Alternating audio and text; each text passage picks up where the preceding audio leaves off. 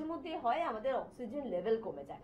Covid সিচুয়েশনে আপনাদের মনে আছে তো, তখন কিন্তু বারবার আমাদের টেস্ট হতো আর বলা হতো যে মোটামুটি 90% পর্যন্ত অক্সিজেন লেভেলকে কিন্তু থাকতেই হবে, কারণ একটা মানুষের যখন 70%-এর নিচে অক্সিজেন লেভেল নেমে যায় তার মানে সে কিন্তু ধীরে ধীরে মৃত্যুর দিকে ঢলে পড়ার অবস্থায় পরিণত হচ্ছে।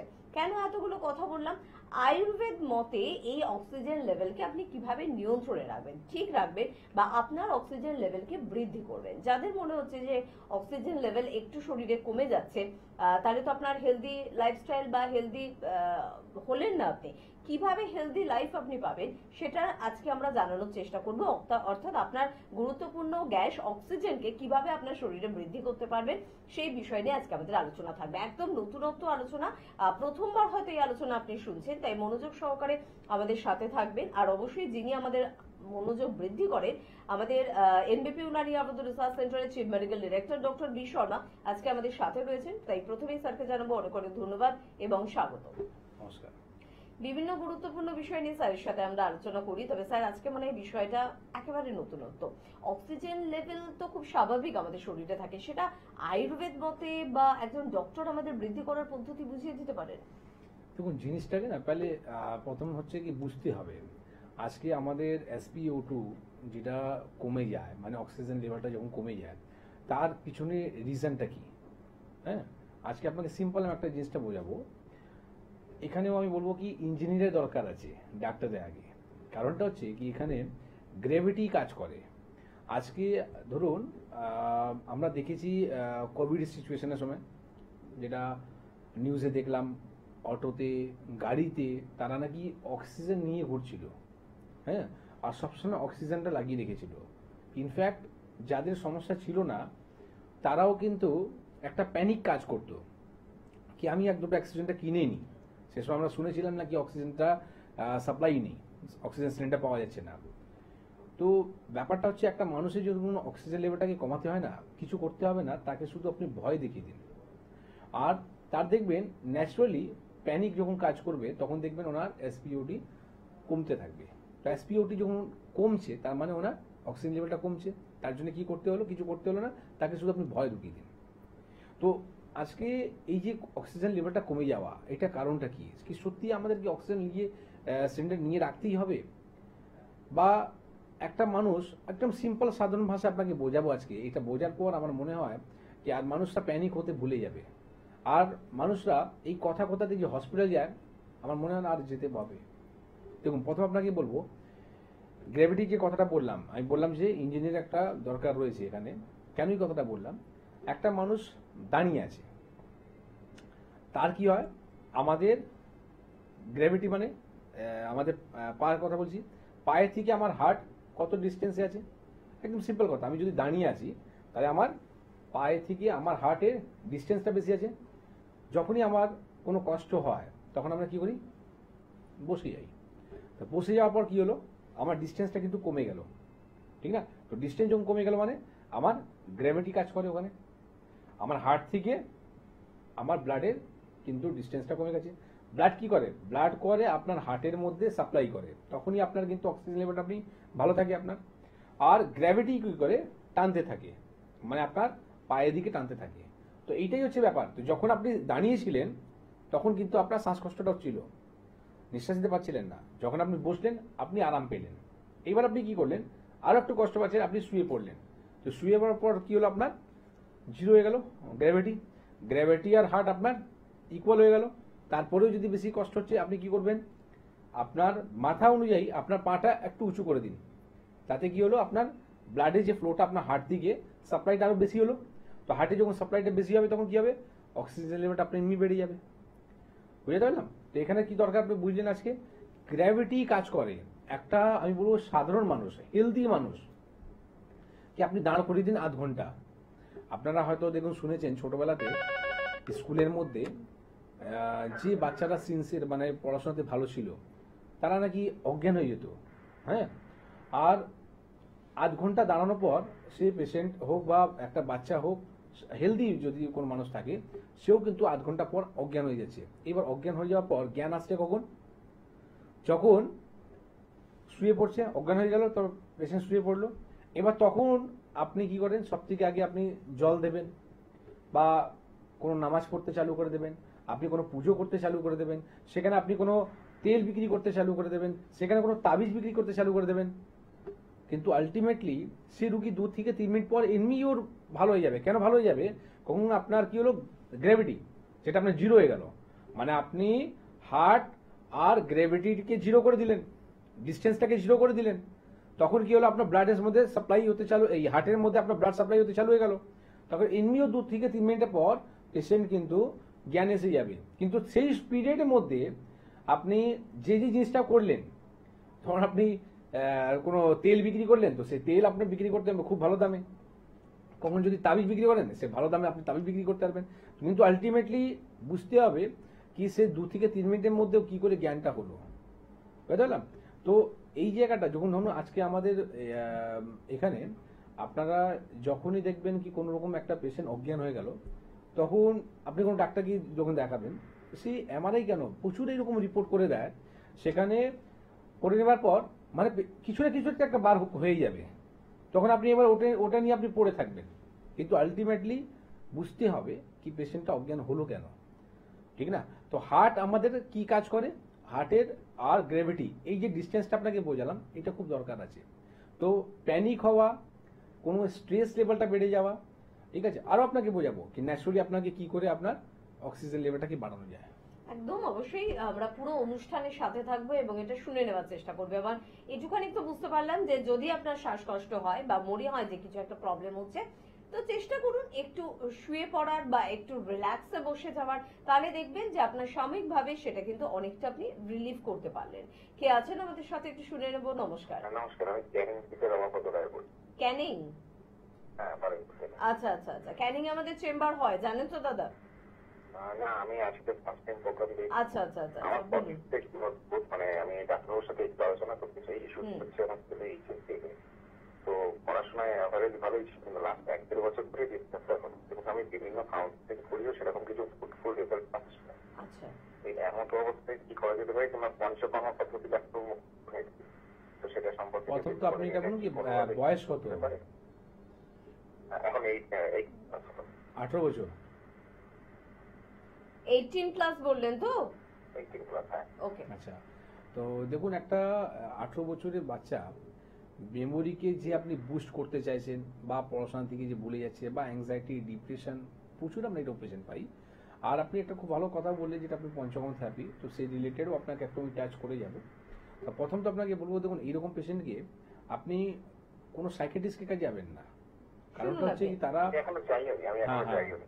একদম ওকে, একদম ওকে, ঠিক। শুনুন। আপনি দেখুন যেটা বললেন আপনি ক্যানিং এ থাকেন, তো আপনি ক্যানিং চেম্বারের মধ্যে ভিজিট করতে পারেন, বা আপনার যদি নিয়ারেস্ট হয় আপনি বালিগঞ্জ চেম্বার, আপনি একদম ক্যানিং থেকে ট্রেন আছে বালিগঞ্জ চেম্বার, বালিগঞ্জ স্টেশন নামবেন, বালিগঞ্জ স্টেশন থেকে আপনি একটা অটো ধরে আপনি আসতে পারবেন শিশু মঙ্গল হসপিটাল। তার ঠিক উল্টো দিকেই আমাদের নিজস্ব হসপিটাল আছে, যেখানে পঞ্চকর্ম সেট আপটা রয়েছে। প্রতি মঙ্গলবার করে আমি ওখানে থাকি।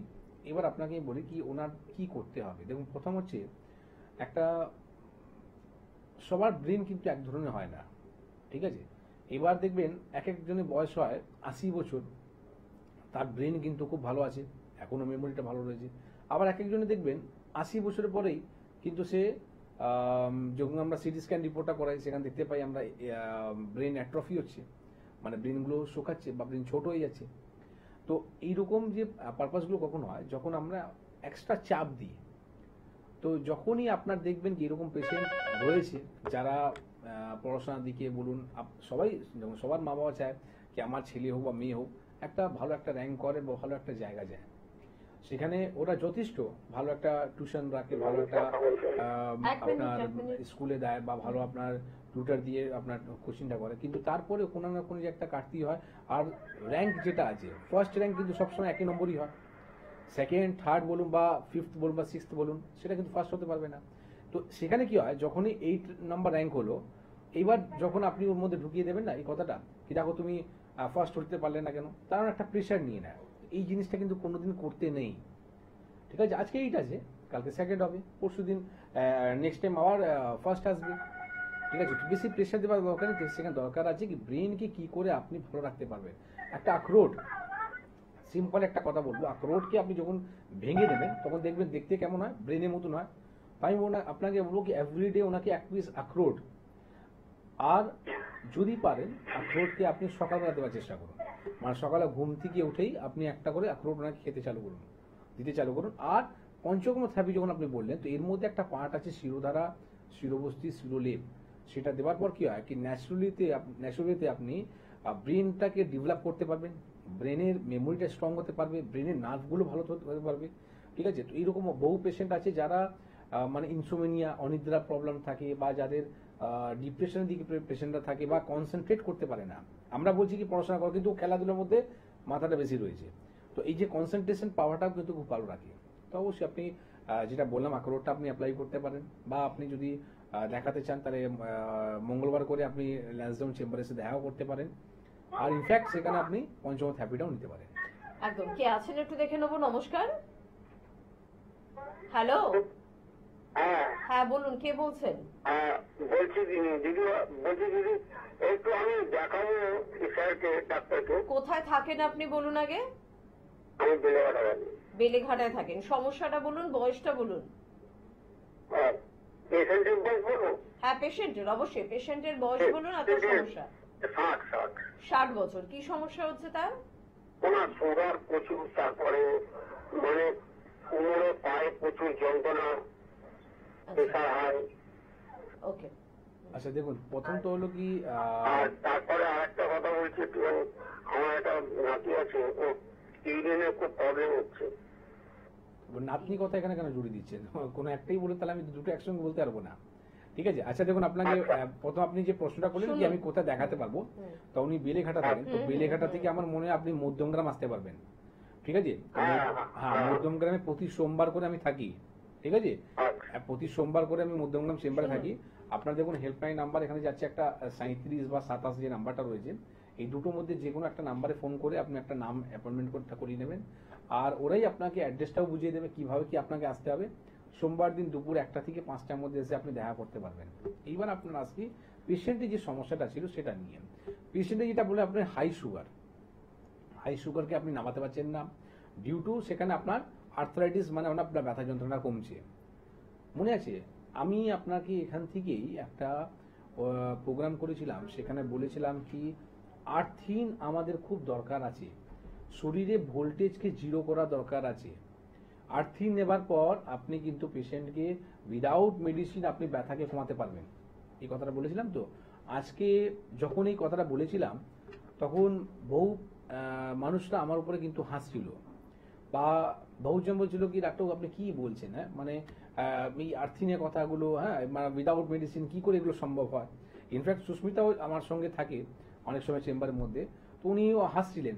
আবার অন্য ডাক্তারের প্রশংসা করে বলছেন কি আপনি কিন্তু ফেলিয়ার এখানে।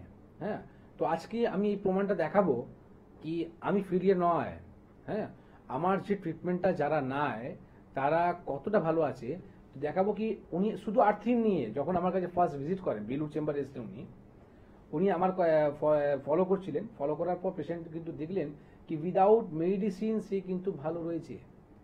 তো আমি যে কথাগুলো বলি, তো অনেক মানুষ তো অনেকজনই হাসে, অনেক বড় বড় কথা বলে, কিন্তু আমি জানি কি আমি কি আছি, তার জন্য আমাকে পরিচয় দিতে হয় না। তো আমি আপনাকে বলবো কি প্রথম যে কোনো পেশেন্টকে যখন আপনার ব্যথা যন্ত্রণাটা হচ্ছে তার জন্যে আপনি আর্থিন খুব দরকার আছে। আমি তো বললাম চ্যালেঞ্জ করছি তো কি আপনি যদি শরীর যদি আপনার কাছে ভোল্টেজ কোনি যদি মেশিন থাকে আপনি চেক করুন আপনার ভোল্টেজ হাই আছে কিনা।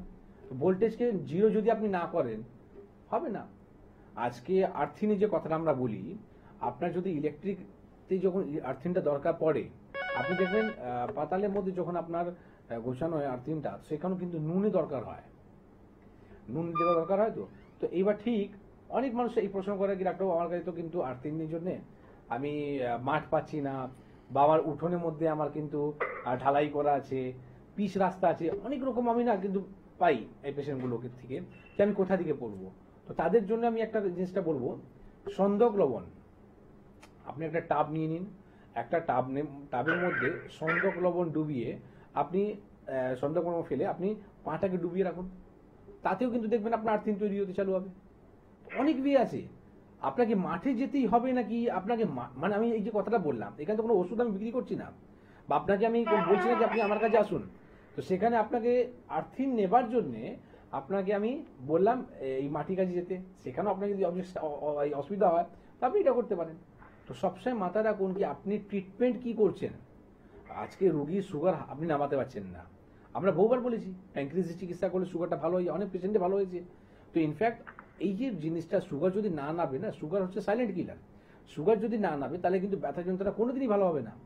তো এই কারণের জন্য বলবো কি আপনি ওনার একটা সুগারের রিপোর্টটা করবেন, ফাস্টিং আর পিপি কত আছে বা কি কি ওষুধ উনি খাচ্ছেন, এই সমস্ত নিয়ে আপনি মধ্যগ্রাম চেম্বার দেখা করবেন। সুগার তো ওনার নামবে, তার সাথে সাথে ওনার এই যে ব্যথা যন্ত্রণার যে সমস্যাগুলো হচ্ছে সেগুলো ভালো হবে। আর নাতনি যে কথাটা রইলো, তো ওনাকেও নিয়ে আসবেন পেশাবের সঙ্গে কি সমস্যা রয়েছে সেটাও আমরা দেখে নেব। একদম একদম একটু ইউরিনের সমস্যা রয়েছে। দেখুন ছোট বাচ্চা তো একবার চেম্বারে কিন্তু নিয়ে আসতে পারেন, যেখানে বড় কাউকে আনছেন সেখানে কেন ওকে আনবেন না। তবে পরের বন্ধু অনেকক্ষণ ওয়েট করছেন, তার সাথে একটু কথা বলে নেবো। কে আছেন বলবেন? নমস্কার। হ্যাঁ নমস্কার, আমি বেহালা শখের বাজার থেকে বলছিলাম। শখের বাজার থেকে বলুন, বয়স কত? হ্যাঁ 24 বছর বয়স। 24 বছর বয়স। কি সমস্যা হচ্ছে 24 বছরে?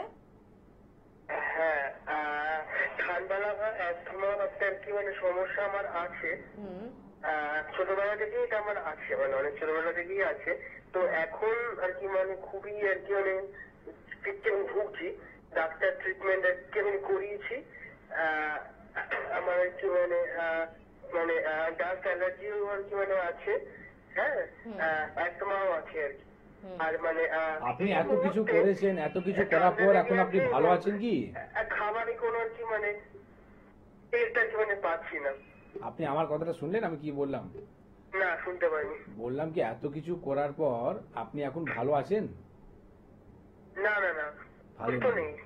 তাহলে আলটিমেটলি আপনি কি বুঝলেন কি আপনি যে চিকিৎসাটা করছিলেন সেটা কি ভালো ছিল? না মানে কোন আর কি মানে মানে Exactly. এই জায়গাতেই আমি প্রশ্ন করতে চাই, এই জায়গাতেই আমি আসতে চাই। আপনি থাকুন, আপনি টিভিতে শুনুন আমার কথাটা যেটা আমি বলছিলাম। দেখুন আপনি এত কিছু করলেন, এত কিছু করার পরও আপনার এই প্রবলেমটা সলভ হয়নি। আপনি অনেক ডাক্তার দেখাচ্ছেন, অনেক কিছু করছেন, কেন হচ্ছে না? কেন কি আপনারা একটা জিনিস বোঝার চেষ্টা করুন কি আপনি সবসময় সিমটমসে চিকিৎসা করে যাচ্ছেন।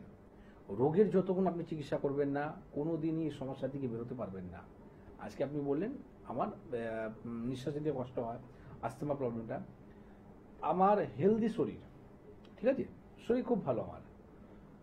এবার আমি কি করব, আমি এরকম বসলাম, বসার পর এইভাবে মুখটা খুলে রাখবো। আমার দেখবে কিছুক্ষণ পর আমি আর নিঃশ্বাস নিতে পারবো না। কেন নিতে পারলাম না? কারণটা হলো, বা প্রথম যেটা বলে দিই কি আপনার কেন নিতে পারলেন না, কারণটা হচ্ছে কি যখনই আপনি এটা করলেন তাতে কি হলো, আপনার হার্ট উপরে হয়ে গেল, লাংস নিচে হয়ে গেল। এবার আমরা সেই পেশেন্টকে কি বলি, আপনি সামনের দিকে একটু আসুন, এইভাবে সামনের দিকে বসুন। যখনই আপনার কোনো কষ্ট হচ্ছে আপনি সামনের দিকে বসুন, তাতে আপনার কিন্তু শ্বাসকষ্টটা হতে কমে যাবে। কেন কমে গেল? কেনটা কি, আপনার লাংসটা নিচে হলো আর হার্ট আপনার উপরে হলো। তো আপনার লাংসের উপরে যখন প্রেশারটা পড়বে তখন কিন্তু আপনার নিঃশ্বাস নিতে কষ্ট হবে। তো লাংসকে আপনি বড় করবেন কি করে? লাংসকে বড় করার জন্য কিছু সেন্সিটিভ সেলস থাকে যেটা আমাদের মাউথের কাছে থাকে। আমি আপনাকে বলছি এই জিনিসটাকে ঠিক করতে গেলে কোনো অক্সিজেনের দরকার পড়ে না।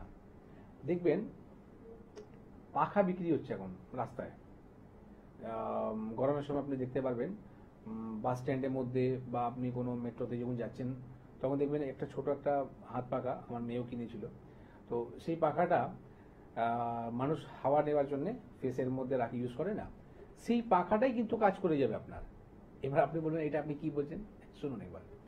যেটা হচ্ছে আমাদের মাউথের কাছে কিছু সেন্সিটিভ সেলস থাকে, সেটা আমরা যদি 15 মিনিটস নিতে পারি তখন আমার লাংস কিন্তু এক্সপ্যান্ড হবে আর আমার নিঃশ্বাস নিতে আমরা যে কষ্টটা হচ্ছিল সেটা চলে যাবে, অক্সিজেন লেভেলটা বেড়ে যাবে। চেক করে নিন আপনি।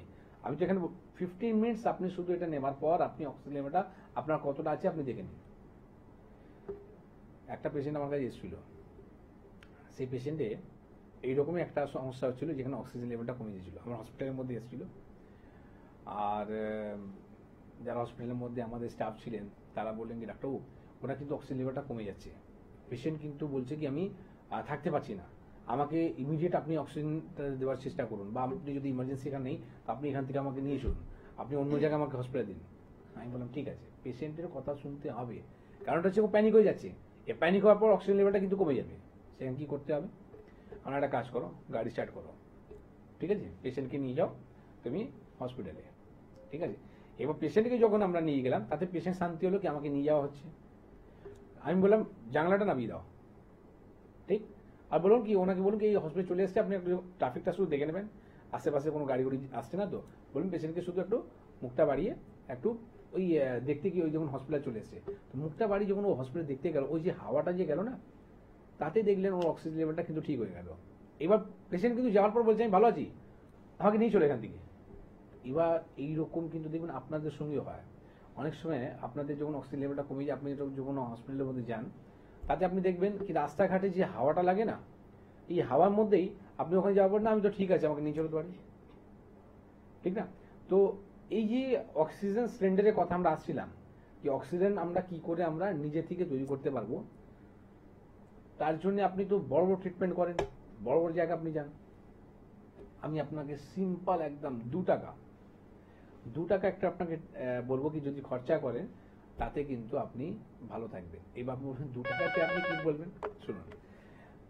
আপনাকে আমি বলবো কি, আপনি মানে যখন ঘুমোতে যাচ্ছেন, যখন আপনার এরকম সমস্যা হচ্ছে, লাংসটাকে আপনাকে কি করে বড় করবেন, আপনাকে বলা হবে কি বুকে দিয়ে আপনাকে ঘুমোতে হবে, মানে পিঠে দিকে না, সোজা ঘুমাবেন না, ঠিক আছে, পেটের বল দিয়ে আপনাকে ঘুমোতে হবে। এবার আপনি পেটের বল দিয়ে তো ঘুমোলেন, কিন্তু রাত্রিবেলা কি হলো, আপনি 5 ফিরতেই পারেন, তখন তো আপনার ঘুমের মধ্যে তো ধ্যান থাকে না।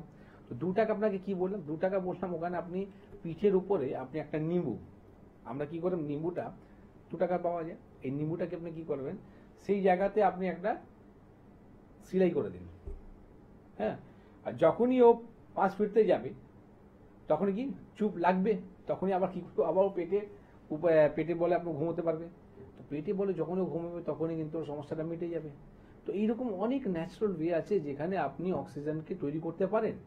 তো আলটিমেটলি আমরা কি জানলাম কি, যারা স্ট্রেসে ভুগছে, যারা অক্সিজেন লেভেল লো রয়েছে, তারা যে প্যানিক হয়ে যাচ্ছে, এইটাই মেন আসল কারণ। তো এই প্যানিক যাতে না হয়, হ্যাঁ, আর ইনফ্যাক্ট ভুল ট্রিটমেন্ট, যেটা আমি বললাম, একটা গ্র্যাভিটি কাজ করে। তো যেখানে আমরা সাধারণ একটা মানুষ বললাম, আমি তো স্কুলে যে বাচ্চা থেকেও আর একটা হেলদি যে মানুষ রয়েছে তাদের জন্য বললাম কি, সাধারণ মানুষও যদি আধ ঘন্টা যদি দাঁড়িয়ে থাকে, সে কিন্তু অজ্ঞান হতে পারে। এবার তার জন্য কাজ এটাই করে, তার সে যদি গ্র্যাভিটিটা যদি যে প্রবলেমটা রয়েছে ওটা যদি 0 করে দেয়, তাহলে ঠিক হয়ে যাবে।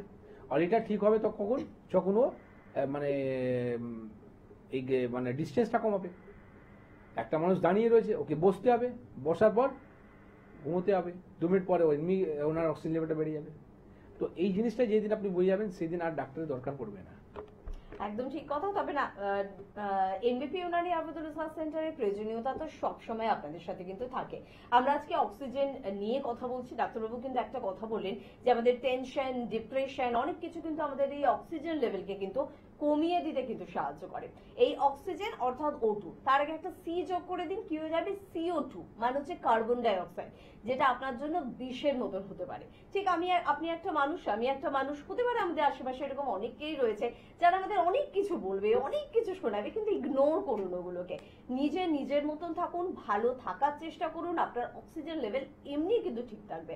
এবং পাশাপাশি বলবো যে কোথায় কোথায় আমাদের চেম্বার রয়েছে, আমাদের চেম্বার তো বহু জায়গায় রয়েছে, তার মধ্যে অবশ্যই একটু ছুঁয়ে যাওয়ার চেষ্টা করব। যেমন হেরিয়ার কথা, হেরিয়াতে আমাদের চেম্বার হয়, ডক্টর এ হালদারকে আপনারা কিন্তু পেয়ে যাবেন। বনগাঁয় আপনারা পেয়ে যাচ্ছেন ডক্টর এন ভট্টাচার্যকে। রায়গঞ্জে আমাদের কিন্তু চেম্বার রয়েছে, পেয়ে যাচ্ছেন ডক্টর এস ঘোষালকে। ক্যানিংয়ে পেয়ে যাচ্ছেন ডক্টর আর দেকে। মালদায় আমাদের চেম্বার থাকে। আর এবার কিন্তু আপনাদের জন্য সুখবর, মালদা এবং আলিপুরদুয়ার চেম্বারে আপনারা পেয়ে যাচ্ছেন ডক্টর বি শর্মাকে। অবশ্যই যারা স্যারের সঙ্গে যোগাযোগ করতে ইচ্ছুক, তারা স্ক্রিনে দেওয়া নাম্বারে কিন্তু ফোন করে নেবেন। পাশাপাশি বলে রাখবো যে বর্ধমানে আমাদের চেম্বার হয়, ডক্টর এন ভট্টাচার্যকে পাচ্ছেন। বাঁকুড়া চেম্বারে পেয়ে যাচ্ছেন ডক্টর এ হালদারকে। চেম্বার রয়েছে অবশ্যই দুর্গাপুরে, পেয়ে যাচ্ছেন ডক্টর এন ভট্টাচার্যকে। কোচবিহারে পাচ্ছেন ডক্টর এস ঘোষালকে। আরামবাগ চেম্বারে পেয়ে যাচ্ছেন ডক্টর এ হালদারকে। পাশাপাশি বলবো বোলপুরে আমাদের কিন্তু চেম্বার রয়েছে, ডক্টর এস ভাদুরীকে পাচ্ছেন। মেচেদায় পেয়ে যাচ্ছেন ডক্টর এন ভট্টাচার্যকে। পেয়ে যাচ্ছেন খড়গপুর চেম্বার, এবং এবারে খড়গপুর চেম্বারে কিন্তু অবশ্যই আপনারা পেয়ে যাচ্ছেন ডক্টর বি শর্মাকে। তাই যারা খড়গপুরের দিকের বন্ধু বন্ধুরা রয়েছেন প্রচুর ফোন পায় যে খড়গপুরে কবে ডক্টর বি শর্মা আসবেন দেখাতে চাই। তো তাদের বলবো যে জানি না আমার কথা শুনতে পাচ্ছেন কিনা, তবে মাঝে মধ্যেই আমরা এই কারণে বলে থাকি একটু হেল্পলাইন নাম্বারের সঙ্গে যুক্ত থাকবেন, তাহলেই জেনে যেতে পারবেন। তো এবার কিন্তু খড়গপুর চেম্বারে স্যার থাকছেন, তাই যারা যোগাযোগ করতে ইচ্ছুক তারা যোগাযোগ করে নেবেন। শিলিগুড়িতে আপনারা পেয়ে যাচ্ছেন ডক্টর এস ঘোষালকে, বহরমপুরে পেয়ে যাচ্ছেন ডক্টর এ হালদারকে, জামশেদপুরে পেয়ে যাচ্ছেন ডক্টর এন ভট্টাচার্যকে, গঙ্গারামপুরে পাচ্ছেন ডক্টর এস ঘোষালকে এবং অবশ্যই কৃষ্ণনগরে পাচ্ছেন ডক্টর এ হালদারকে। পেয়ে যাচ্ছেন অবশ্যই আসানসোল চেম্বারে স্যারকে পাচ্ছেন ডক্টর বি শর্মাকে, পেয়ে যাচ্ছেন পুরুলিয়ায় ডক্টর এ হালদারকে, কাকদ্বীপে ডক্টর এস খানকে পাচ্ছেন, ঝাড়গ্রামে পাচ্ছেন ডক্টর এ হালদারকে, শিলচরে পাচ্ছেন ডক্টর বি শর্মাকে এবং আপনারা গুয়াহাটিতেও এবার পাচ্ছেন ডক্টর বি শর্মাকে। পেয়ে যাচ্ছেন হলদিয়া চেম্বারে ডক্টর এ হালদারকে। আর এখানেই শেষ নয়, রয়েছে আরো দুটি গুরুত্বপূর্ণ চেম্বার আগরতলা অর্থাৎ ত্রিপুরার বন্ধুরা এবার কিন্তু পাচ্ছেন ডক্টর এন ভট্টাচার্যকে এবং ডিব্রুগড়ে পাচ্ছেন ডক্টর এস ঘোষালকে। এখানেই শেষ নয়, রয়েছে কিন্তু আরো অনেক চেম্বার, যেমন আপনারা কিন্তু অবশ্যই পেয়ে যাচ্ছেন কিন্তু আমাদের মধ্যমগ্রাম আমাদের হেড অফিস, সেখানে আমাদের চেম্বার পেয়ে যাচ্ছেন, হাজরায় আমাদের চেম্বার পেয়ে যাচ্ছেন, হাতিবাগান এবং অবশ্যই কিন্তু আপনারা খিদিরপুরে চেম্বার পাচ্ছেন, হাওড়ায় শিবপুর, বাল্টিকুড়ি বাজার দাসনগর এবং বেলুড়ে চেম্বার পাচ্ছেন, আর দক্ষিণ 24 পরগনার বন্ধুরা অবশ্যই আমতলায় চেম্বার পাচ্ছেন। আর পাচ্ছেন আমাদের সর্বত্র আপনাদের মনে, আপনাদের চিন্তা ভাবনায় সব জায়গায় রয়েছে এনবিপি ইউনানি আয়ুর্বেদ রিসার্চ সেন্টার। যারা বিশ্বাস ভরসা নিয়ে পৌঁছে যাচ্ছেন এনবিপিতে তারা কেমন আছেন একটু শুনে নি, তারপর ফিরে আসছে অনুষ্ঠানে। আপনি বাড়ি কোথায় আপনার? আমার বাড়ি কন্যগড়। আচ্ছা, আপনি এখানে ঠিকানাটা কি করে পেলেন? আমি ঠিকানাটা পেলাম সকালবেলা 8টার সময় যে আপনাদের প্রোগ্রামটা হয় সেই প্রোগ্রামের ফোন নাম্বার দেখে এসেছি। আচ্ছা, আপনার হাঁটুতে ব্যথা ছিল তাই তো? হ্যাঁ, হাঁটুতে প্রচন্ড ব্যথা ছিল। আচ্ছা, আপনি যে আমাদের যে বলা হয় আর্থিংটা নিতে হ্যাঁ, বা শরীরে ভোল্টেজটাকে জিরো করতে, হ্যাঁ। সেই জিনিসটা আপনি কতদিন ধরে করছেন? আমি এই দিন 10-15 ধরুন করছি। দিন 10-15 ধরে করছেন। হ্যাঁ, তাতে আপনি কতটা ভালো আছেন? একদম মোটামুটি আমার 99% কমপ্লিট হয়েছে। আচ্ছা, আপনি কোনো ওষুধ খাচ্ছেন? না, কোনো ওষুধ খাই না। মানে উইদাউট মেডিসিন হ্যাঁ, আপনি শুধু আর্থিং নিতেই হ্যাঁ। আপনার কিন্তু ব্যথা যন্ত্রণা ব্যথা যন্ত্রণাটা চলে গেছে। হ্যাঁ, আচ্ছা, আপনি যে বলছিলেন কি বাসে যেতে আসতে আমার কষ্ট হতো? হ্যাঁ, হ্যাঁ, খুব কষ্ট হতো, ট্রেন থেকে নামতে পারতাম না। হুম। সেটা এখন একদমই নেই। আচ্ছা, তাতে আপনি এনবিপি ইউনানি আয়ুর্বেদা রিসার্চ সেন্টারে হ্যাঁ, এই যে জিনিসটা কি যে বলা হলো কি ভোল্টেজটা জিরো করতে হ্যাঁ, বা আপনার আর্থিং নিতে, হ্যাঁ, তাতে আপনি ভালো রয়েছেন তাই তো? হ্যাঁ, একদম ভালো। আপনি কিছু বাকি যে দর্শকরা রয়েছে তাকে কিছু বলতে চান? না, আমি সবাইকে মোটামুটি বলেছি এই করে আমার শরীরটা এখন সুস্থ আছে মোটামুটি, ব্যথা যন্ত্রণাটা একদমই নেই। আমি অনেককেও বলেছি এই জিনিসটা করতে। বাহ, অনেক অনেক ধন্যবাদ। নমস্কার, এনবিপি ইউনানি আয়ুর্বেদ রিসার্চ সেন্টারের বিশেষ অনুষ্ঠানে আরো একবার আমাদের সকল দর্শক বন্ধুদের জানাবো অনেক অনেক স্বাগত এবং আরো একবার আপনাদের জন্য গুরুত্বপূর্ণ কিছু বিষয়। আর আপনার জীবনে সব থেকে গুরুত্বপূর্ণ বিষয় কি বলুন তো? আপনার সুস্থতা, আপনার ভালো থাকা। মানে আপনি মানে শুধু আপনি না, আপনি মানে আপনার পরিবারের মানুষ, কারণ পরিবারের মানুষকে নিয়ে আপনি কিন্তু তৈরি হন। কারণ পরিবার যদি ভালো না থাকে আপনি কিছুতেই কিন্তু ভালো থাকতে পারবেন না। তাই আজকে আরো একবার আমরা চেষ্টা করব আপনাকে ভালো রাখার, অর্থাৎ আপনাকে একেবারে আর আপনার পরিবারের প্রত্যেকটি মানুষকে কিভাবে ভালো রাখবো। Sugar, pressure, thyroid, cholesterol, uric অ্যাসিডের মতন সমস্যা, বা আর্থারাইটিস বা নার্ভের সমস্যা, বা পেটের সমস্যা, বা ক্যান্সারের মতন সমস্যা, বা অন্য কোনো গুরুত্বপূর্ণ অর্গানের সমস্যা, সমস্যার নাম যাই হোক না কেন, সমস্যার সমাধানটাই কিন্তু সব থেকে গুরুত্বপূর্ণ কথা। এবং সেই সমাধানটা নিয়ে আজকে আরো একবার আলোচনা করব। আমাদের সঙ্গে উপস্থিত রয়েছেন এনবিপি ইউনানি আয়ুর্বেদ রিসার্চ সেন্টারের chief medical director doctor B Sharma. প্রথমে স্যারকে জানাবো অনেক অনেক ধন্যবাদ এবং স্বাগত। নমস্কার। এবং পাশাপাশি রয়েছেন আপনারা রয়েছেন, সেটা বুঝতে পারি, উপলব্ধি করতে পারি, কারণ অনুষ্ঠান শুরু হতে না হতে আবারও ফোন চলে আসে। তো স্যার, ফোনটা আগে নিয়ে নিই, তারপর অবশ্যই আমরা আমাদের সাবজেক্টে যাব। কে আছেন বলবেন? নমস্কার। হ্যালো, হ্যালো, কে বলছেন? হ্যাঁ, ব্যারাকপুর থেকে বলছি। বলুন, কি সমস্যা আছে? সমস্যা বলতে না, মানে আমার ওই ঠান্ডাটা পড়ার পর থেকে গলার মধ্যে একবার ফুসফুসে কাশি এসেছে, আর তারপরে মনে হচ্ছে গলাতে কিছু আটকে আছে। আপনি কি এখন গরম জলে গার্গিল করছেন? হ্যাঁ, গরম জলে গার্গিল করছি। আচ্ছা, আপনি কি কোনো এখন কাজের সঙ্গে যুক্ত আছেন? গরম জলে নুন দিয়ে গার্গিল করছি। না, এখন কি কোনো কাজের সঙ্গে যুক্ত আছেন? মানে হ্যাঁ, কাজ। কাজের সঙ্গে যুক্ত আছি। আচ্ছা, তো যখন আপনি কাজে যান বা কাজ থেকে যখন বাড়ি ফিরছেন তখন কি আপনি কোনো স্কুটিতে বা কোনো গাড়িতে ট্রাভেলিং করেন? হ্যাঁ হ্যাঁ, স্কুটি করেই আসি। স্কুটি করে আসেন, তো সেটাই হচ্ছে কারণ আপনার এই যে ঠান্ডাটা যে লেগেছে না, সেটা যে আপনি যখন যাচ্ছেন আর আসছেন, তো সেই ঠান্ডাতে আপনার গলায় লেগেছে। তার জন্য আপনার কিছু করা দরকার নেই। আপনি যেটা করবেন সেটা হচ্ছে প্রথম আপনি যখনই কাজে যাচ্ছেন বা কাজ থেকে যখন ফিরছেন, সেটা আপনি গলাটাকে ভালো করে আপনি মাফলারটা আপনি ইউজ করুন। কারণটা হচ্ছে কি, ঠান্ডা থেকে যদি আপনি না বেছেন, প্রথম যে স্টার্টিং এ যে ঠান্ডাটা পড়ে না, এইটাই কিন্তু আমাদের শরীরের জন্য কিন্তু ক্ষতিকারক হয়। এই সময় খুব সাবধানে থাকতে হয়। যাদের ইমিউনিটি পাওয়ার লো আছে তাদের কিন্তু ঝট করে দেখবেন সর্দি কাশি হয়ে যাওয়া, এই সময় জ্বর চলে আসা, এই টেন্ডেন্সি থাকবে। এখন যে জেন্ডার ফিজিশিয়ান আছে তাদের কাছে দেখুন প্রচুর কিন্তু এরকম পেশেন্টরা কিন্তু লাইন দিয়ে থাকবে। কারণটা হচ্ছে যখনই সিজন চেঞ্জ হয় তখন শরীর খারাপ হবে। তো আপনাকে এই সময় দরকার আছে প্রোটেকশন নেওয়া। প্রোটেকশন আপনি কখন নেবেন, যেটা বললে আপনি গলাটাকে ভালো করে আপনি বেঁধে রাখুন। আর এই সময় তো ভুল করে আপনি ফ্রিজের জল তো খাবেন না। উষ্ণ গরম জলটা যখনই পিপাসা পাচ্ছে উষ্ণ গরম জলটা খাওয়ার চেষ্টা করুন। গরম জলে আপনি গার্গিল করুন। গার্গিলের মধ্যে আপনি যদি পারেন সামান্য একটু লবণ বা ফিটকিরি দিয়ে আপনি গার্গিলটা করতে পারেন। এর সাথে সাথে আপনি একটা জিনিস আরও করবেন, যেই দিন আপনার উইকলি অফ থাকবে, সপ্তাহে একদিন ছুটি থাকে, তো আপনি কি করবেন সেই সময় সরষে তেল দিয়ে গোটা শরীরের মধ্যে আপনি মালিশটা করুন। মাসাজ একটা ট্রিটমেন্ট আছে, ঠিক না?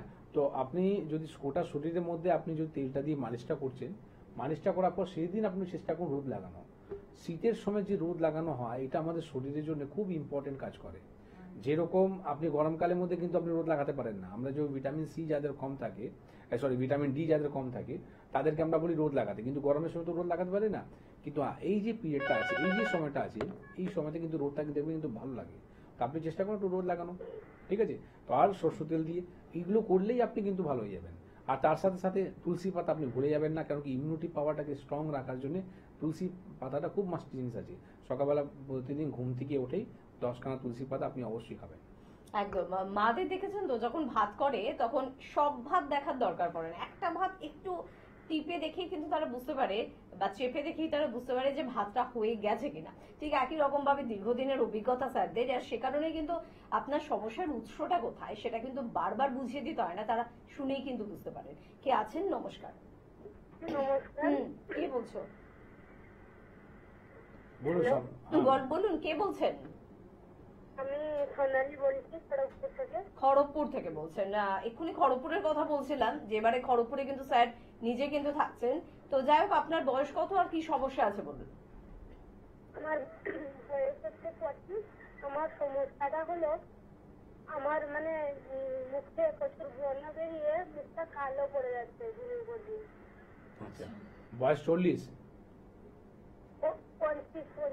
35। এবার দেখুন 35 বছরে ব্রণ হওয়া, এটাও একটা আলাদা একটা ট্রিটমেন্ট আছে। একটা কম বয়সে যখন আমাদের দেখবেন হারমোনসটা চেঞ্জ হয়, মানে আপনি দেখবেন এজ যখন 16 থেকে আপনি 20 বছর বা 22 বছরের মধ্যে একটা ব্রণ সবারই হয়। এই পিরিয়ডে একটা জার্নি আমাদের করতে হয়। কিন্তু 35 বছরের মধ্যে ওনার পিম্পলস হচ্ছে, ঠিক আছে? কেন হচ্ছে? কারণটা হচ্ছে কি আপনার লিভারে যদি মানে আপনি যেটা কি বললেন যে আমার স্কিনটাও কিন্তু ব্ল্যাক হয়ে যাচ্ছে। তো দেখবেন যাদের আমি দেখি প্রচুর পেশেন্ট পাই যাদের দেখবেন গলাটা কিন্তু ব্ল্যাক হয়ে যায়। আবার গলার মধ্যে দেখবেন ছোট ছোট না আপনি কি বলেন মাস্কে আপনারা কি বলেন, আঁচিল টাইপের, ওটা দেখবেন গলার মধ্যে আপনাদের ভর্তি হয়ে যায়, ঠিক আছে? তো এইগুলো ডিউ টু লিভারের জন্য। লিভারে যাদের সমস্যা থাকে তাদের কিন্তু দেখতে পাই আমরা স্কিনটা কিন্তু খারাপ হতে থাকবে, স্কিনের মধ্যে একটা ব্ল্যাকেজ আসতে পারবে, বা স্কিনের মধ্যে আপনি আঁচিলটা আপনার গ্রোথ হবে, ঠিক আছে? তো এইরকমই আপনি যে ব্রণটা হচ্ছে না, সেটা আপনার কারণ হচ্ছে আপনি তো হয়তো ব্রণের জন্য আপনি কোনো পিম্পলসে ক্রিম বা পিম্পলসে ফেস ওয়াশ প্রচুর বাজারে আছে, কিন্তু এগুলো না করে আলটিমেটলি আপনি স্কিনটাকে নষ্ট করে নেবেন এগুলো করার পর। আমি আপনাকে বলবো রিজনটা জানুন কি কারণের জন্য আমার হচ্ছে, সেটা আপনি আগে চেষ্টা করুন। তা আপনার পেট পরিষ্কার হওয়া খুব দরকার, তার সাথে সাথে শরীরের মধ্যে ঠিক মতো জল খাওয়া দরকার। দেখবেন শীতকালের মধ্যে মানুষরা জল কম খায়, ঠিক আছে? যেহেতু আপনার ঘাম বেরোচ্ছে না, তো ঘাম যদি না বেরোয় আপনার দেখবেন ইউরিনটা শুধু হচ্ছে, কিন্তু জলের আপনার পিপাসাটা আপনার ঠোঁটটা শুকাতে থাকে, কিন্তু আপনি জল আপনি কম খান। তাতে কি হয় আমাদের কনস্টিপেশন হয়ে যায়, কোষ্ঠকাঠিন্য হয়ে যায়। কিন্তু আমি বলবো কি এই সময় দরকার আছে আমাদের শরীরের মধ্যে এক্সারসাইজ করা। কারণটা কি, যখন আপনি এক্সারসাইজ করবেন না আপনার ন্যাচারালি আপনার ঘামটা বেরোবে, আর তাতে আপনি দেখবেন সারাদিনের মধ্যে যে মানুষটা জল খেত না সেই মানুষ নাকি এখন 10 গ্লাস জল খাচ্ছে, ঠিক আছে? তো কারণটা হচ্ছে কি আপনি এক্সারসাইজ চালু করেছেন, তো তার জন্য এটা হচ্ছে। তো ব্যায়াম খুব দরকার আছে। আপনি এই সময় খুব ভালো সময়, কারণ গরমের সময় যদি আপনি বেশি ব্যায়াম করেন তাতে কি হবে, আপনার ঘাম বেরিয়ে যাবে, ঘাম বেরোনোর পর আপনার কি হবে, শরীরের মধ্যে এনার্জি লেভেলটা আপনার লো হয়ে যাবে। তো এই সময় টাইম আছে যখন আপনি ব্যায়াম করতে পারেন। তো প্রত্যেক জিনিসটা না বোঝার দরকার আছে। আপনি ট্রিটমেন্ট করবেন পরে, আগে জিনিসটাকে বোঝার চেষ্টা করুন কি আমার এটা হচ্ছে কেন। সেটার উপরে যদি আপনি ওয়ার্ক না করেন তাহলে কিন্তু আপনার ভবিষ্যতে এই সমস্যা রয়েই যাবে। বেকার আপনার টাকা পয়সা খরচা হবে, কিন্তু আলটিমেটলি কাজের কাজ কিছু হবে না, ঠিক না? তো এটা আপনি কাজ করুন। আর খড়গপুরে তো আমার ডেট রয়েছে, আপনি একটু হেল্পলাইন নাম্বারে ফোন করে জেনে নেবেন। তো যদি আপনি আসতে চান তাহলে খড়গপুর চেম্বারে এসে আপনি দেখা করতে পারেন। সেখানে আপনাকে ডায়াগনোসিস করে কিছু আপনাকে ট্রিটমেন্ট দেওয়া হবে। সেটা যদি আপনি শুনেন ঠিক মতো, তো এইরকম পিম্পলস হওয়া বা স্কিন যে আপনার নষ্ট হয়ে যাচ্ছে সেগুলো ঠিক হয়ে যাবে। একদম। পরের বন্ধুর সঙ্গে একটু কথা বলবো। কে আছেন? নমস্কার। হ্যালো। হ্যালো, কে বলছেন? হ্যাঁ নমস্কার। হ্যাঁ আমি স্যারের সাথে একটু কথা বলতে চাই। বলুন স্যার, শুনছেন তো? বলুন। হ্যালো স্যার, নমস্কার। নমস্কার। হ্যালো। হ্যাঁ নমস্কার, বলুন। এই যে আমার এই শীতকালে হাতের খুব ঝিমঝিম করে, আর এই হাতের গিট গুলো কোথায় ব্যথা, হাত সকালবেলা মুঠো করতে পারছি না। দেখুন, ব্যথা যন্ত্রণাটা ঠান্ডার সময় এমনি বেড়ে যায়। আচ্ছা, আপনি আমাদের প্রোগ্রামটা কতদিন ধরে দেখছেন? হ্যাঁ আমি প্রায় আমাদের প্রোগ্রাম দেখি, খুব ভালো লাগে। আচ্ছা। হ্যাঁ, আর এই যেগুলো বলছেন সেগুলো করার চেষ্টা করছি। আচ্ছা, আর্থিং নিচ্ছেন? আজকে না ঘর তো মাটির মানে হাঁটাচলা করি মাটিতেই। আর তো আর্থিং নেবার পর কিছুটা ব্যথাটা কমাতে পারছেন? হ্যাঁ, গরম জলে মানে ফেলে যে এটা করছি তার আরাম হয়, হাতগুলো একটু 10 দিনতে খুব আরাম হয়। দেখেন, এটাই হলো প্রমাণ। এই যে ভীষণ যে কথাটা বলে আর কথা বলার পর কোথায় কথা ম্যাচ করে সেটা লাইভের মধ্যে আপনি দিতে পারেন। তো এটাই হচ্ছে, দেখুন জিনিসটা যতক্ষণ আপনি রোগের চিকিৎসা আপনি না করেন, এই যে কথাটা বললাম আর্থ্রাইটিসের মধ্যে একটা খুব ভালো টিপস আছে, যেটা আপনি শরীরের মধ্যে আর্থিং নেওয়াটা। আপনার বাড়ি কোথায় বলেন? আমার বাড়ি হচ্ছে ঘুষকারা। এটা কোন জায়গা, কোন জেলা পড়লো? বর্ধমান। বর্ধমানে। তো জানেন তো বর্ধমানে আমাদের চেম্বার আছে। হ্যাঁ। আচ্ছা, তো দেখো মা, আবার তোমাকে বলবো কি, যে জিনিসটা আমি বলছি, জিনিসটা তুমি করছো, সেটা করার পর অবশ্যই তুমি ভালো রয়েছো, কিন্তু জিনিসটা কি হয় কি একটু দরকার আছে যে হাঁটু যে যন্ত্রণাটা শীতকালে বেড়ে যাওয়া বা হাঁটু যে যন্ত্রণাটা যে সবসময় থাকাটা, সেখানে দরকারও আছে কিছু কিছু টেস্ট করে নেওয়া। এই যে এক্স রে রিপোর্টটা, মানে দুটো হাঁটুতে এক্স রে রিপোর্টটা করাও।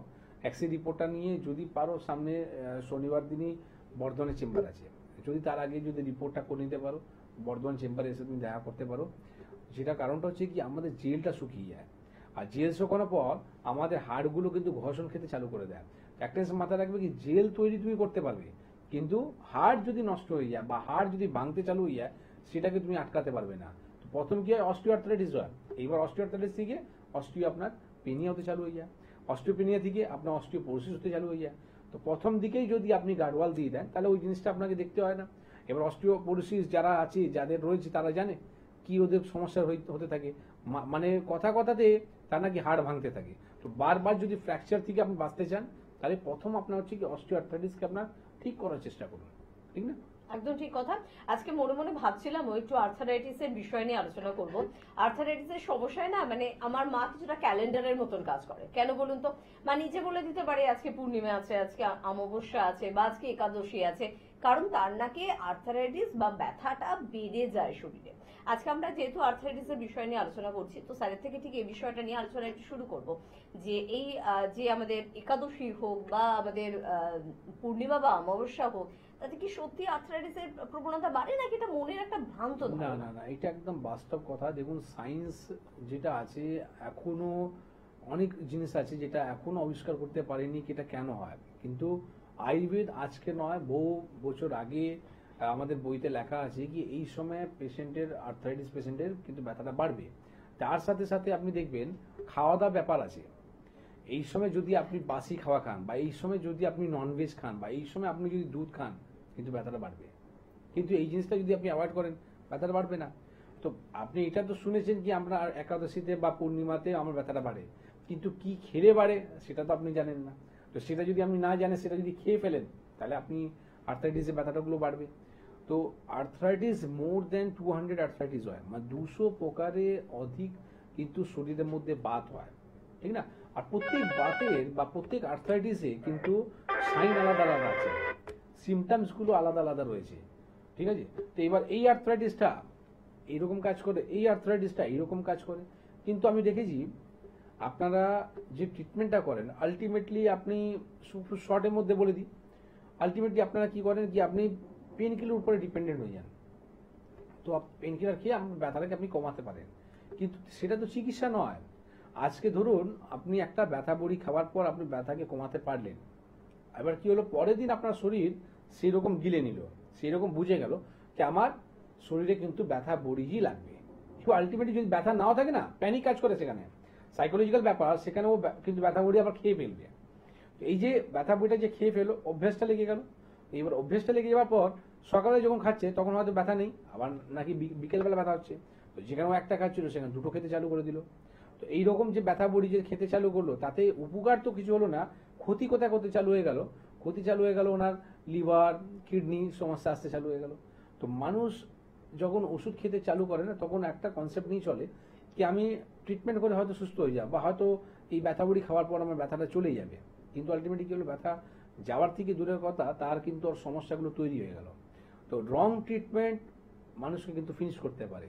প্র্যাকটিস মাথায় রাখবেন কি ট্রিটমেন্ট করার আগে আপনাকে 10 বার আগে ভাবতে হবে কি মোর দেন 200 আর্থ্রাইটিস যেটা রয়েছে কোন আর্থ্রাইটিসটা আপনার উপরে আছে। আজকে যে দেখুন আয়ুর্বেদ কতটা অ্যাডভান্স হয়ে গেছে, আমরা যে বলি না রিপোর্ট বেসড ট্রিটমেন্ট যে কথাটা বলি, এটা একটা খুব বড় ব্যাপার, যেটা আমরা মডার্ন ট্রিটমেন্টের সঙ্গে সঙ্গে আমরা দেখাই কি বিফোর ট্রিটমেন্ট আপনি একটা রিপোর্ট করছেন আর আফটার ট্রিটমেন্ট আবার আপনি রিপোর্ট করছেন কতটা সুস্থ আছেন। আপনি তো ফিজিক্যালি বলছেন কি আমি ভালো আছি, আজকে যে পেশেন্টটা ফোন করলো কে বললো কি হ্যাঁ ডাক্তারবাবু আপনার আমি ফলো করি, আপনাকে আমি আর্থিন নিই, আমি ভালো রয়েছি, ঠিক না? কিন্তু ব্যাপারটা হচ্ছে আপনাকে প্র্যাকটিক্যাল যদি কথা বলি তো আপনার রিপোর্ট কি বলছে, সত্যি কি আপনার ব্যথা কমলেই নাকি আপনি ভাবছেন কি আমার আর্থ্রাইটিস থেকে মুক্ত হচ্ছি, সেটা আপনি রিপোর্টে প্রমাণ পাবেন। তো এইটাও খুব বড় একটা চ্যালেঞ্জের ব্যাপার থাকে এমবিপিতে কি পেশেন্টরা কতটা সুস্থ হচ্ছে। তো আমরা ফিজিক্যালি এবং প্র্যাকটিক্যালি দুটো জায়গায় দেখাতে পারি কি পেশেন্ট কিন্তু ভালো রয়েছে, তাই না? তো যে কোনো আর্থ্রাইটিস হোক না কেন আপনি যদি ব্যথাকে যদি নামাতে পারেন তো তার জন্যে আমি যেটা আমি এখন প্রমাণটা রেডি করতে পারছি, যেটা আমার কাছে যখন আমি বলতে চালু করেছিলাম হয়তো সবাই হাসছিল, কিন্তু এখন আমি প্রমাণটা চালু করতে পেরেছি। আস্তে আস্তে যা রোগীরা ভালো হচ্ছে তারা যেন আমার চেম্বারের মধ্যে আসে তাদের বাইট নিয়ে দেখানোর চেষ্টা করছি। তো 1 hour equal to 1 painkiller. তো 1 ঘন্টা যদি একটা মানুষ আর্থিন নিতে পারে তাহলে কিন্তু একটা পেন কিলারে কাজ করে। তাই আমি বলবো কি আপনার যদি ওই রকমই যদি ব্যাপার আছে আপনি এইটা করুন, তাতে কোনো সাইড ইফেক্ট হবে না। আলটিমেটলি আপনার শুধু আর্থ্রাইটিস নয় অনেক রকম ডিজিজ থেকে আপনি বাঁচতে পারবেন। প্রথম বলেছিলাম 15 মিনিটস যখন আপনি আর্থিন নিচ্ছেন তাহলে আপনার ভোল্টেজ কিন্তু 0 হচ্ছে, 8 ঘন্টা যখন করছেন তাহলে আপনি শরীরের মধ্যে সোয়েলিং কম হচ্ছে। তো যখন ইনফ্লামেশন কমবে তখন অনেক ডিজিজ কমবে। আজকে ইনফ্লামেশনের জন্যই কিন্তু শরীরের মধ্যে বড় বড় রোগ আসতে চালু হয়ে যায়। যখন ইনফ্লামেশনটা যাবে তখন আপনি ক্যান্সার কেন, কিডনি সিকেডি কেন, বহু রকম ইনকিউরেবল ডিজিজ আছে যেটা আপনি ন্যাচারাল ওয়েতে আপনি নামাতে পারবেন। 45 মিনিট যদি আপনি নিতে চালু করেন তাতে আপনার ইমিউনিটি পাওয়ার স্ট্রং হয়ে যায়। আর 1 আওয়ার আপনি যদি নিতে চালু করেন তাতে আপনার একটা পেন কিলারে কাজ করে যায় একটা আর্থিং, ঠিক না? তো শরীরকে ভোল্টেজ 0 করার জন্য আমি আগেও বলেছি আজকেও বলছি কি আপনি ছটিটা খুলে পাটা শুধু আপনি যদি কোনো মাঠ থাকে বা আপনার উঠোনে যে কোনো কাঁচা রাস্তাতে মাটির উপরে শুধু আপনি পাটা রেখে দিন, তো 1 ঘন্টা রাখলেই আপনি কিন্তু ব্যথাকে কমাতে পারবেন। This is treatment. ওই যে পেন কিলার খাচ্ছিলেন ওটা ট্রিটমেন্ট ছিল না, সেটা আপনার উল্টো হয়তো ক্ষতি করছিল। তো ট্রিটমেন্ট সেটাই আছে যেখানে আপনাকে সঠিক আপনার ট্রিটমেন্ট করে আপনি রাস্তাটা চুজ করেন।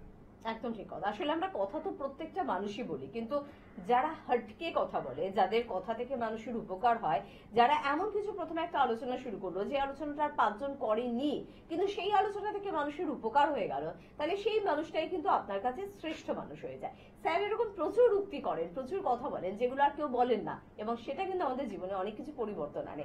আর অবশ্যই আমরা চাই স্যার এরকম কিছু বলুক আমাদের জন্য, এরকম কিছু টিপস দিক আমাদের, যেটা কিন্তু অবশ্যই মেডিসিন না খেয়ে আপনাকে ভালো রাখতে পারবে। কে আছেন একটু দেখবো। নমস্কার। হ্যাঁ নমস্কার। কে বলছেন? হ্যাঁ আমি বর্ধমান থেকে বলছিলাম। বর্ধমান, হ্যাঁ বলুন বলুন, কি সমস্যা আছে? হ্যাঁ সমস্যা হচ্ছে মানে আমার ঠান্ডা কি গরম কি আমার মানে প্রচন্ড ঠান্ডা লেগে যায় এবং মানে মাথা যন্ত্রণা করে আর মানে নাক ফাক বন্ধ হয়ে যায়। আচ্ছা বেশ, দেখুন, ঠান্ডার সময় আপনার নাক বন্ধ হয়ে যায় বা ঠান্ডা লেগে যায়, কথাটা কিন্তু একই। আলটিমেটলি আপনার ঠান্ডা ধাত আছে, আর শর্ট করে আপনাকে শরীরের মধ্যে ঠান্ডা লেগে যায়। তো ঠান্ডাকে বাঁচাবেন কি করে? আজকে দেখুন, যে চমপ্রাসের যে কথাটা বলা হয়, আসল যে চমপ্রাসটা চবন ঋষি ওনার ফর্মুলেশন দিয়ে তৈরি করা, 52 রকম জড়িবুটি দিয়ে তৈরি করা হয়। কিন্তু ইনফ্যাক্ট আমি কিছুদিন আগে একটা ফ্যাক্টরি ভিজিট করলাম, সেখানে দেখে কিন্তু আমাকে খুব অবাক লাগলো, খুব খারাপও লাগলো। আমি কারণ কোম্পানির নাম নিতে চাই না, কাউকে ছোট করতে চাই না, কিন্তু সেখানে দেখলাম চমপ্রাস আমি তো শুনেছি কি, যেটা আমি জানি, মানে অম্লকি দিয়ে চমপ্রাস তৈরি করা হয়, কিন্তু সেখানে দেখলাম কুমড়ো দিয়ে চমপ্রাসটা তৈরি করা হচ্ছিল। তো মানে ইমাজিন, মানে আমি খুব খারাপ লাগলো। সেটা আমি এখন হয়তো আপনাকে প্রকাশ করতে পারছি না, মানে বলতে তাহলে পারছি তো না। সেটা কোনো কাজেরও হবে না। কাজ তো দূরের কথা, ব্যাপারটা হচ্ছে কি, যে কাজের জন্য মানুষ খাচ্ছে সেটাই হবে না। যদি উপকারী না হয় তাতে কি হবে? প্রথম হচ্ছে কি, আয়ুর্বেদ সেখানে ফেলিয়ার হলো, 1 নম্বর কথা। দ্বিতীয় নম্বর, একটা মানুষ একটা বিশ্বাস করে একটা জিনিসটা যখন গ্রহণ করলো, সেটা করার পর সেই জিনিসটার উপরে যখন বিশ্বাসটা হারিয়ে ফেললো, তাতে কি হবে? ও 10টা লোকেও ছড়াবে কি না এই জিনিসটা বেকার। একটা চমপ্রাসের উপকারটা আপনাকে বলি। এই যে ঠান্ডা যে সমস্যা আসছে, তো আসল যে চমপ্রাসের যে কথাটা বলা হয় না, আমার নিজস্ব ফ্যাক্টরিতে আমি চমপ্রাসটা তৈরি করি। আমার দাদু মানে আয়ুর্বেদ ডক্টর ছিলেন, যেটা এখন নেই। বাবা এখনো আছেন, যেটা এখন নিজে থেকে হাত থেকে কিন্তু উনি ওষুধটা তৈরি করেন। ইনফ্যাক্ট আমিও অনেক মেডিসিন, এখন হয়তো সময় পাই না, মিথ্যা কথা বলে লাভ নেই, কিন্তু আমি নিজের অনেক মেডিসিন তৈরি করেছি হাত থেকে, সেটা মানে বাবার আশীর্বাদে, বাবার ফর্মুলাতে। তো এই যে মেডিসিনগুলো যখন তৈরি করি, আর আমার এখন ইনফ্যাক্ট আমার একটা স্বপ্ন ছিল, কি ড্রিম ছিল, যখন একটা চিকিৎসক মেডিসিন তৈরি করতে পারে, নিজের রোগীর জন্য ওষুধ তৈরি করে দিতে পারে।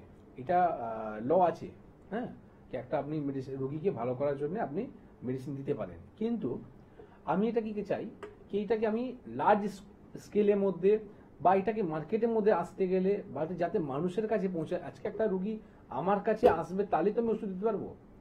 কেন? যে রুগীর আমার কথা শুনছে, সেখান থেকে যদি আমি হয়তো 2টো ওষুধ বলে দিলাম, এবার সেই ওষুধটা খাওয়ার পর যদি সুস্থ হয়ে যায়, সবাই মনুষ্য আসতে পারে না। তো এই জন্যই আমি এখন কোম্পানিকে লার্জ করছি, আগামী দিন যাতে এই মেডিসিনগুলো সব জায়গায় অ্যাভেলেবল হোক। তার জন্য আমার একটা ড্রিম ছিল, একটা স্বপ্ন ছিল, যে আমি ফ্যাক্টরিকে বড় করব। তো এই কারণের জন্য এখন লিগাল ওয়াইজ জিএমপি সার্টিফাইড আমি কিন্তু বিপিটি ওয়েলনেস কোম্পানি রেডি করেছি, যেখানে একটা চমপ্রাসকে কস্টিং প্রাইস যেটা আসছে, আমি ওগুলো করবো না, কি বললাম, কোনো কোম্পানিকে আমি ছোট করতে চাইনি, যেটা কিন্তু বাস্তব আছে। কি এরা যে মার্কেটিং করে একটা চমপ্রাসের যে এমআরপি যেটা করে রেখেছে, সেটা হয়তো একটা চমপ্রাস আপনি বাড়িতে তৈরি করুন, সেটা দেখবেন আপনার আসবে না এমআরপি যে দামটা, মানে হয়তো দেখুন কোম্পানি একটা লাভ করছে, তার সাথে সাথে দোকানদারকে একটা মার্জিন দিচ্ছে, তারপরে একটা এমআরপি রেখেছে। কিন্তু আপনি যদি বাড়িতে তৈরি করেন, সেই এমআরপি যে দামটা আছে না, সেটাও কিন্তু আপনার একটা চমপ্রাস আপনি রেডি করতে পারবেন না। তো এটাই আপনাকে আসল জিনিস আছে, কি আপনি সঠিক জিনিস পাচ্ছেন কি পাচ্ছেন না। তো আপনি যদি দেখুন এনবিপিতে যে চমপ্রাসটা রেডি করা হয়, সেটা তো মানে আমি কি বলবো, কি আমি চ্যালেঞ্জ করতে পারি, 52 রকম জড়িবুটি থেকে যদি আপনি ল্যাবে যদি আপনি চেক করেন, তো 51 কিন্তু বেরোবে না, 52 বেরোবে। তো এই চমপ্রাসটা যদি আপনি ব্যবহার করেন, যাদের এই সিজনের মধ্যে এইরকম যে ঠান্ডা লেগে যাওয়া, ঠান্ডার সময় যে প্রোটেকশন করা, হ্যাঁ, এটা আপনার কিন্তু খুব গাড়বাল করে, ঠিক আছে, অনেক রকম আপনার প্রোটেকশন করে। ইনফ্যাক্ট আমি তো দূরের কথা ছেড়ে দিন, আমি আগে নিজে ব্যবহার করব, স্যাটিসফাইড হব, আমার পাশে লোক ব্যবহার করবে, সে স্যাটিসফাইড হবে, তাহলে আমি বলতে পারবো।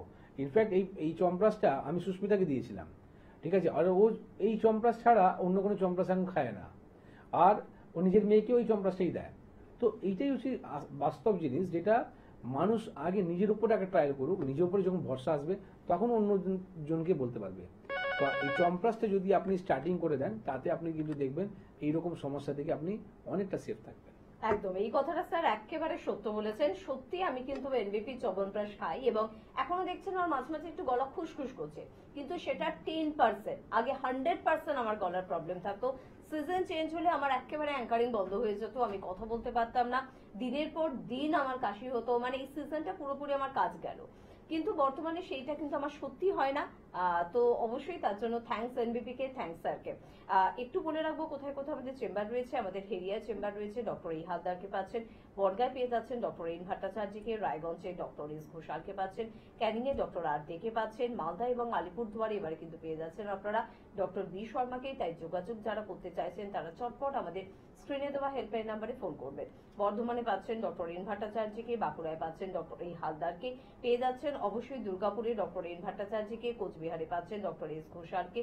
আরামবাগে পাচ্ছেন ডক্টর এ হালদারকে। বোলপুরে পাচ্ছেন ডক্টর এস ভাদুরীকে। মেচেদায় পাচ্ছেন ডক্টর এন ভট্টাচার্যকে। খড়গপুরে এবারে কিন্তু পাচ্ছেন ডক্টর বি শর্মাকে। শিলিগুড়িতে পাচ্ছেন ডক্টর এস ঘোষালকে। বহরমপুর কৃষ্ণনগরে পাচ্ছেন ডক্টর এই হালদারকে। জামশেদপুরে পেয়ে যাচ্ছেন ডক্টর এন ভট্টাচার্যকে। গঙ্গারামপুরে পাচ্ছেন ডক্টর এস ঘোষালকে। আসানসোলে আমাদের চেম্বার রয়েছে, পেয়ে যাচ্ছেন ডক্টর বি শর্মাকে। পুরুলিয়া পাচ্ছেন ডক্টর এই হালদারকে। কাকদ্বীপে পাচ্ছেন ডক্টর এস খানকে। পেয়ে যাচ্ছেন ঝাড়গ্রামে ডক্টর এ হালদারকে। শিলচর এবং গুয়াহাটি চেম্বারে এবারে কিন্তু থাকছেন ডক্টর বি শর্মা। হলদিয়ায় পেয়ে যাচ্ছেন ডক্টর এ হালদারকে। এছাড়া ত্রিপুরাতে আমাদের চেম্বার রয়েছে, সেখানে থাকছেন এবার ডক্টর এন ভট্টাচার্য এবং ডিব্রুগড়ে পেয়ে যাচ্ছেন ডক্টর এস ঘোষালকে। কলকাতায় আমাদের বহু চেম্বার রয়েছে, তার মধ্যে অন্যতম অবশ্যই আমাদের মধ্যমগ্রাম, আমাদের হাজরা শিশু মঙ্গল হসপিটালের একদম কাছে আমাদের চেম্বার রয়েছে। হাতিবাগানে আমাদের চেম্বার রয়েছে। খিদিরপুরে আমাদের চেম্বার রয়েছে। হাওড়ায় শিবপুর, বালিটিকুড়ি বাজার দাসনগর এবং বেলুড়ে আমাদের চেম্বার রয়েছে। আর দক্ষিণ 24 পরগনার বন্ধুরা অবশ্যই আমতলায় প্রত্যেক বৃহস্পতিবার করে কিন্তু আমাদের অভিজ্ঞ ডক্টরদের পেয়ে যাচ্ছে। স্ক্রিনে দেওয়া নাম্বার অর্থাৎ 9830235527 বা 37 এই নাম্বারে কিন্তু একদম ফোন করতে ভুলবেন না। যে কোনো ধরনের কোয়ারি যদি থাকে অবশ্যই এই নাম্বারগুলো কিন্তু আপনাকে সহযোগিতা করবে। আমরা একটু ছোট্ট করে স্যার থেকে একটু জানতে চাইবো যে স্যার আমাদের এনবিপি তে যারা আসে তাদের একটা প্রশ্ন থাকে, আমি কি বাইরে থেকে মেডিসিন কিনবো? আমরা বলে থাকি না, আমাদের এনবিপি তে মেডিসিনের দোকান রয়েছে এবং এখান থেকে আপনি মেডিসিন পাবেন। এই যে আপনি চবনপ্রাশের একটা উদাহরণ দিলেন না, মানে আমার এটা শুনে মনে হচ্ছে আগে মনে হতো বাইরে থেকে পেলেও তো হয়, কিন্তু এখন মনে হচ্ছে না বাপু আমাদেরটা আমাদেরই থাকুক, মানে এই কারণেই বোধহয় আপনার ওই চিন্তা ভাবনা। এক্স্যাক্টলি ওই যে কথাটা বললাম না, কি আজকে যদি প্রোডাকশন ঠিক থাকে তাহলে আমি যে মানুষরা আমাদেরকে দেখছে তারা কিন্তু ওষুধটা ওখান থেকে নিতে পারে। তো এই যে কনফিডেন্সটা, আসল ডাক্তারের পোচাটা কোথায় বা আসল ডাক্তারের মানে যেটা বলো আর্মস কোথায় না, আর্মস হচ্ছে সেটা হচ্ছে ওনার মেডিসিন। আজকে মেডিসিন যদি ওনার কথা বলে তাহলে কিন্তু পেশেন্ট ঠিক হবে। তো পেশেন্ট যখন ভালো হবে তখন ডাক্তারের নাম হবে, ঠিক না? তো এই কারণের জন্য এই যে জিনিসটা মেডিসিন যে কথাটা বললাম, তো যখন একটা আমরা জানি কি মেডিসিনের মধ্যে কি রয়েছে, ঠিক আছে, কতটা ওনার পার্সেন্টেজ অনুযায়ী আমরা রেডি করেছি একটা পেশেন্টের জন্য। তো মেডিসিনে যদি দম থাকে তাহলে আমাদের কনফিডেন্স লেভেলটা হাই থাকবে, ঠিক না? তো এই জন্যই এনবিপিতে যে মেডিসিনগুলো রয়েছে তারা মার্কেট থেকে ডিফারেন্ট, আর তার সাথে সাথে কতটা কার্যকারী আছে সেটা তো আমাদের পেশেন্টগুলো নিজেই বলতে থাকে। একদম ঠিক কথা। আর অবশ্যই আপনাদের সাথে আবারও দেখা হচ্ছে, আবারও আপনাদের জন্য কথা হচ্ছে, আপনাদের প্রশ্নের উত্তর হবে এবং সমস্যার সমাধান হবে। আজকে হাতে সময় একদম নেই, অনুষ্ঠান থেকে বিদায় নেব। ধন্যবাদ জানাবো আপনাদের, ধন্যবাদ জানাবো স্যারকে। প্রত্যেকে ভালো থাকবেন, নমস্কার।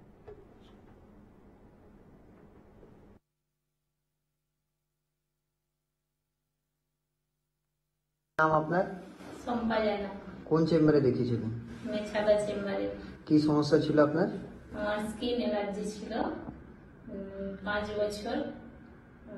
এখানে ওখানে ডাক্তার দেখিয়ে কোনো মতে কিছু হয়নি, হলো সেরে গেল, আবার ওটা পুনরায় আবার ওষুধ শেষ, আবার বেরিয়ে গেল।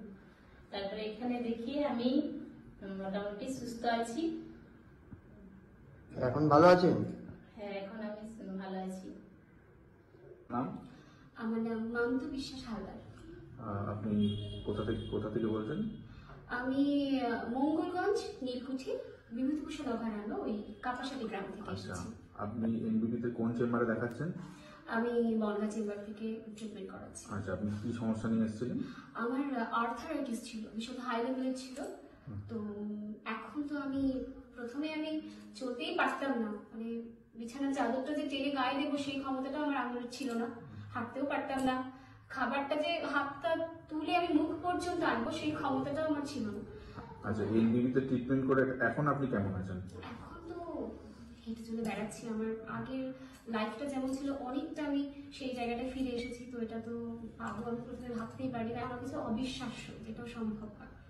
আচ্ছা, আপনি যে এই সমস্যা থেকে উদ্ধার হয়েছে, তো পরবর্তী পেশেন্টদের জন্য আপনি কি বলতে চান? পরবর্তী পেশেন্টদের জন্য আমি বলবো আপনারা অবশ্যই আসুন, এখানে ট্রিটমেন্ট করান এবং বিশ্বাসের সাথে চলুন, তাহলে আপনারা অবশ্যই রেস্কিউ হবেন সব রোগ থেকে। আপনার নাম? মানতি বিশ্বাস হালদার। ম্যাডাম আপনার নাম কি? অপর্ণা ব্যানার্জি। আপনি কোথা থেকে এসেছেন? আমি কাঁচরাপাড়া থেকে এসেছি। আচ্ছা, আপনি এনবিপিতে কি সমস্যা নিয়ে এসেছিলেন? আমার ঘাড়ে আর কোমরে ছিল কন্ডেলাইসিস, ওই সমস্যা নিয়ে আমি এসেছিলাম। আচ্ছা, আপনি এই রোগে কতদিন ধরে ভুগছিলেন? আমি তাও 2 বছর। 2 বছর ধরে। কেমন কন্ডিশন নিয়ে এসেছিলেন যখন আপনি আমি প্রথম এখানে এলেন? হাঁটতে চলতেই পারতাম না, আমি একদম মানে হাঁটু থেকে শুরু করে মাজা থেকে শুরু করে সব জায়গায় আমার যন্ত্রণা ছিল। আচ্ছা, 2 বছর ধরে এরকম ভুগছিলেন? 2 বছর ধরে আমি টানা ভুগেছি। আচ্ছা, এখানে কতদিন আগে এসে দেখিয়েছেন? এখানে 15 দিন আগে এসেছি আমি। 15 দিন আগে এসেছেন? হ্যাঁ। এবং ডাক্তারবাবুকে দেখিয়ে ওষুধ নিয়েছেন? ওষুধ নিয়েছি, 15 দিনের ওষুধ দিয়েছিল ডাক্তারবাবু আমাকে। আচ্ছা, তো 15 দিন পর আজকে যে এসেছেন, আপনি এখন কেমন আছেন? অনেক ভালো, অনেক ভালো। 15 দিনে আমি ভাবতে পারিনি আমার এরকম রোগ এতটা কমে যাবে। আচ্ছা, আগের যে সমস্যাগুলো ছিল সেগুলো এখন আছে কি? না, এখন আর নেই। এখন ঘাড়ে টাড়ে ব্যথা ছিল আমার, সেগুলো নেই। আর এখন হাঁটাচলা করতে পারছেন? হ্যাঁ হ্যাঁ হ্যাঁ, হাঁটা চলা করতে পারছি। আচ্ছা, আর আপনি যে ধরুন এখন চলাফেরা করছেন তাতে ওই কষ্টগুলো হচ্ছে না? না না না, আগের মতো ওই কষ্টগুলো আর হচ্ছে না। আচ্ছা, তো আপনাকে একটু জিজ্ঞাসা করছি, যারা দর্শকরা আপনার এই ভিডিওটা দেখছে তাদের জন্য কি বলবেন? তাদের জন্য বলবো যে একবার এসে দেখুন, 15 দিন পরে বুঝতে পারবেন যে ডাক্তারবাবু কি ওষুধ দেয় আর কতটা শরীর ভালো থাকে। আপনাকে অসংখ্য ধন্যবাদ। আর নমস্কার দাদা, আপনার নামটা একটু বলবেন? আমার নাম জয়ন্ত মাইতি। আচ্ছা, আর আপনার ওয়াইফের নাম? আমার ওয়াইফের নাম ভক্তি মাইতি। কোথা থেকে এসেছেন দাদা? আমরা এসেছি দেবরা, পশ্চিম মেদিনীপুর থেকে। কি সমস্যার জন্য ডক্টর বি শর্মার কাছে এসেছিলেন? আমি বি শর্মার কাছে এসেছিলাম, আমার পেটের খুব সমস্যা ছিল। একবেলা খাওয়ার পর অপরবেলা খেতে পারতাম না, এবং অল্প কিছু খেয়ে নিলেই আমার পেট একদম সমদম হয়ে থাকতো, এবং সেই সঙ্গে আমার আরো অন্যান্য কিছু পেচ্ছাপেরও খুব খুব বিরাট সমস্যা ছিল। এবং আমার বছরের মধ্যে 2 বার অন্তপক্ষে স্যালাইন ব্যবস্থা আমার থাকতো। খুব সমস্যায় পড়ে যাও, হঠাৎ যখন তখন আমি সেন্সলেস হয়ে পড়তাম। বেশ, সেই দিক থেকে এখন আমি খুব ভালো আছি এবং খুব আরাম বোধ করছি। বেশ, আর আপনার স্ত্রী কি সমস্যার জন্য ডক্টর বি শর্মাকে দেখাচ্ছেন? আমার স্ত্রীর ঘাড়ে স্পন্ডিলাইটিস ছিল, ওখানে অন্য ডাক্তারের কাছে নিয়ে গিয়েছিলাম। সেখানে 2 বার নিয়ে যাওয়ার পরে ওষুধ আনার পরে তার কোনো কাজ হয় না। তারপরেই আমি সঙ্গে করে, যেখানে আমার ওষুধ খাচ্ছিলাম বি শর্মা বাবুর কাছে, আমি সঙ্গে করে নিয়ে এসে এখানে দেখালাম, এবং 4 ভাগের 3 ভাগ কমেছে এবং খুব ভালো। মানে আপনারা দুজনেই স্যাটিসফাই তো, খুশি তো? আমরা দুজনেই স্যাটিসফাই এবং খুব ভালো। আপনারা যেরকম খুশি আছেন, যারা আপনাদের কথা শুনছেন, অন্যান্য দর্শকরা, তাদের জন্য কি বলবেন? আমি তাদের জন্য চাইবো আপনারাও আসুন, সবাই ভালো থাকবে। এখানে এখানে এলে আপনারা পুনরায় নতুন জীবন শুরু করতে পারবেন। যারা ভেঙে পড়েছেন তারা আর ভাঙবেন নি, চলে আসুন, খুব আরাম পাবেন। অনেক ধন্যবাদ দাদা। ঠিক আছে। নমস্কার ম্যাডাম, আপনার নাম কি? কবিতা মিশ্রা। আচ্ছা, আপনার বয়স কত? 42। আচ্ছা, আপনি আমাদের কোন চেম্বারে দেখাচ্ছেন? শিলিগুড়ি চেম্বারে। আচ্ছা, আপনি কি রোগের জন্য দেখাচ্ছিলেন? আমার হাঁটুতে প্রবলেম ছিল, জয়েন্টে।